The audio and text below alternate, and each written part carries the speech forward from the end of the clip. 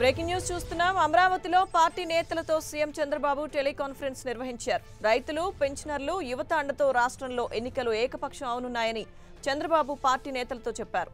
పోలవరంపై సుప్రీంకోర్టులో కేసు వేసిన తెలంగాణ నేతలతో జగన్ అంటకాగుతున్నారని చంద్రబాబు మండిపడ్డారు. రాష్ట్రంలో జగన్ కు ఓట్లు అడిగే నైతిక హక్కు కూడా లేదన్నారు. దీనికి సంబంధించి మరిన్ని డీటెయిల్స్ మా ప్రతినిధి రవిచంద్ అందిస్తారు. రవిచంద్.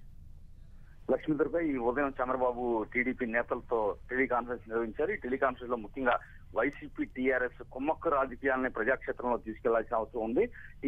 వైసీపీకి వేసే ఓటు కేసీఆర్ కు వేసినట్టే అనే విధంగా కూడా ప్రజల్లో భావన కల్పించాల్సిన అవసరం ఉంది అని చెప్పి కూడా చంద్రబాబు నేతలకు చెప్పడం జరిగింది. ముఖ్యంగా పోలవరాన్ని ఆపుతూ టీఆర్ఎస్ నేతలు సుప్రీంకోర్టులో కేసు వేశారు.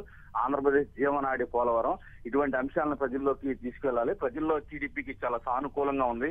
రైతులు కావచ్చు, పింఛనర్లు, యువత, డ్రైవర్ల అండతో మనం ఎన్నికల్లో ఏకపక్షం కానున్నాయని కూడా చెప్తారు. మరోవైపు ప్రతిపక్ష నేత ఏదైతే రౌడీయిజం, గోండాయిజాన్ని కూడా ప్రజల్లోకి తీసుకెళ్లాలి. గతంలోనే వైఎస్ వివేకానందరెడ్డిపై ఈయన దాడి చేసిన సందర్భాలు కూడా కొంతమంది చెప్తూ ఉన్నారు, మీడియాలో కూడా వస్తున్నాయి. గతంలో 2004లో ఆయన ఎంపీగా ఎన్నికైనప్పుడు ఎంపీగా రాజీనామా చేయాలని బలవంత పెట్టారు వైఎస్ కుటుంబ సభ్యులు. ఆయన జగన్మోహన్ రెడ్డి కూడా దాడి చేసే ప్రయత్నం చేశారనే వార్తలు వస్తున్నాయి. ఈ అన్ని అంశాలను ప్రజల్లోకి తీసుకెళ్లాలి. రాను ఎన్నికల్లో వైసీపీ హత్యాకాండలకు పాల్పడే అవకాశం ఉంది. వైఎస్ఆర్సీపీ సరెండర్ అయ్యే పరిస్థితి వస్తుంది. ప్రజలు కూడా తీవ్ర స్థాయిలో ప్రతిఘటిస్తున్నారు. మొన్న చూస్తే కనుక మంత్రాలయంలో టీడీపీ అభ్యర్థిపై చేశారు. ఈ విధంగా రాష్ట్రంలో భయోత్పాదన సృష్టించి ఎన్నికల్లో గెలవాలనే కుట్రతో వైసీపీ పోతుంది.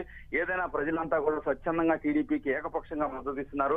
అనేక సంక్షేమ కార్యక్రమాల ఫలాలు ప్రజల్లో కనిపిస్తున్నాయి. నేను 2 రోజుల నుంచి కూడా ప్రజల్లో తిరుగుతుంటే చాలా స్పందన వస్తుంది. టీడీపీకి ఏకపక్షంగా ఎన్నికల్లో విజయం సాధించే అవకాశాలు అయితే స్పష్టంగా కనిపిస్తున్నాయి.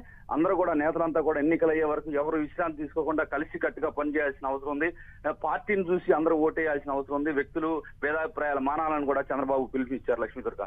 Thank you Ravichand.